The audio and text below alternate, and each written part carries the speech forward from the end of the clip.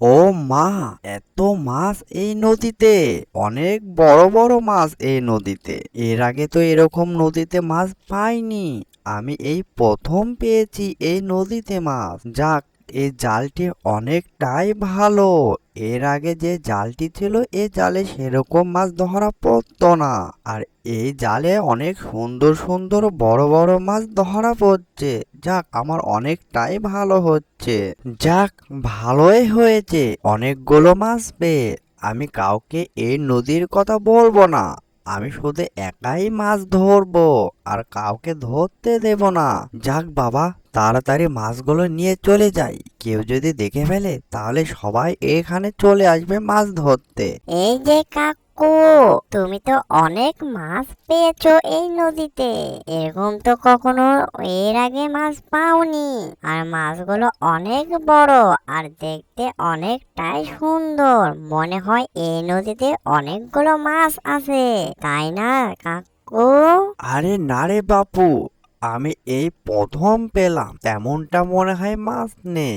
এই কটা মাছ ছিল আমি ধরেছি। মাছ মনে হয় তেমনটা নেই রে বাপু। তুমি যেটা মনে করছো সেটা না।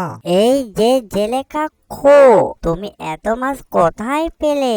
তাই তো ভাবি নদীর মাছ কোথায় চলে যায় আর আমরা মাছ খাবারের অনাহারে থাকছি। ও বাবা, তারা মনে হয় বুঝে গিয়েছে যে এই নদীতে অনেকগুলো মাছ রয়েছে, কিন্তু তাদেরকে বুঝতে দেওয়া হবে না।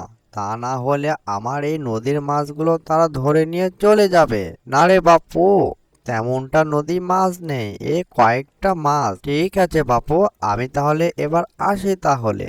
এই যে কাক মামা, তুমি কিছু বুঝতে পেরেছো? এই জেলে কাকু হচ্ছে আমাদের মিথ্যা কথা বলছে। আমরা যদি এই নদী মাছ ধরি, সেই কারণে সে এই কথা বলছে। বুঝতে পেরেছো তাহলে? চলো আমরা জেলে। হ্যাঁ হ্যাঁ শিকু, আমি বুঝতে পেরেছি। সে আমাদেরকে মিছা কথা বলছে। আমরা যদি মাছ এই নদী ধরে নিয়ে যাই, সেই কারণে সে আমাদেরকে মিছা কথা বলছে। আচ্ছা শিকু, জেলে কাকু এত মাছ ধরে কোথায় নিয়ে যায় বুঝলাম না তো কিছু। কাক মামা, জেলে কাকু মনে হয় মাছ ধরে বাজারে নিয়ে যায়, সেই কারণে সে এত মাছ ধরে নিয়ে যায়। তা না হলে সে এত মাছ কি করবে কাক মামা? হ্যাঁ শিকু, চলো চলো আমরা জেলের পিছু পিছু যাই। সে এত মাছ নিয়ে কোথায় যায় আর সে কি করে প্রতিদিন এত মাছ?